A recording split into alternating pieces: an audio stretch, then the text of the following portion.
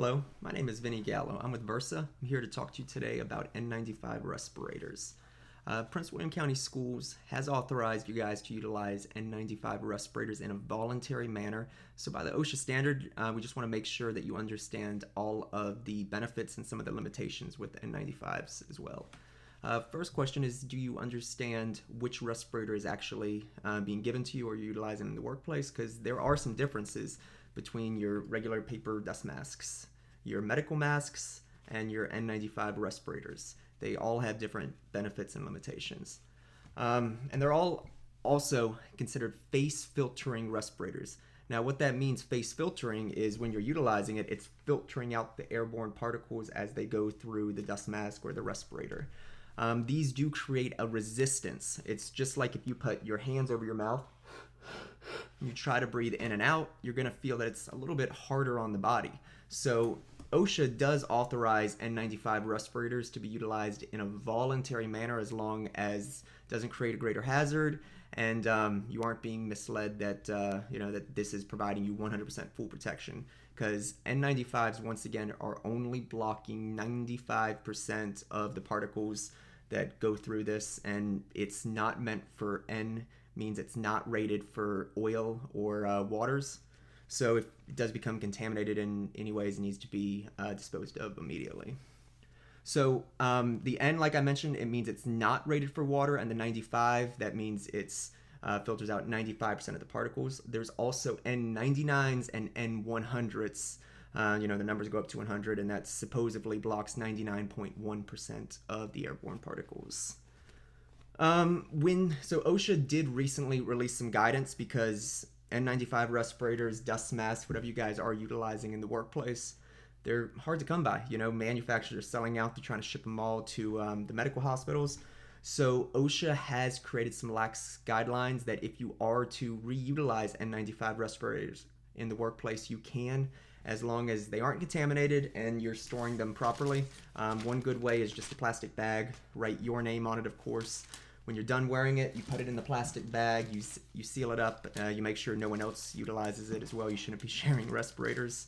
And now to don the mask, to make sure you really understand it, you should be following the manufacturer's instructions on this N95 mask itself. You can look right there, it shows you how to don it. But I'm going to go over some generic instructions. So basically, a lot of people think you should just pull it over the top right there. That's actually not how respirators are designed to be put on. You open up the mouthpiece, you make sure if there's a nose area, that nose area goes on top and your strings are just going in front of it. So you're putting it as close as you can, as all around. Now you're grabbing the string that goes on top, you're putting it above the ears, and then the string that goes below, it's going below the ears. You should never have these crisscross each other. You always want to make sure it gives adequate space, and then that nose area that's up there, we actually want to form that to the face, push down on it and sort of push along the whole area there. Now you think you have it on properly, but there's still two tests that you have to do. The first is the positive seal test. To do the positive seal test, you simply just do a quick blow outwards and you should feel the mask bulge, but you shouldn't feel it squirt out the side. So just, and I felt it bulge. Now the other test is the negative test, the negative pressure test. So we take both of our hands, we put it over the respirator and do a quick breath inwards to put negative pressure on the respirator.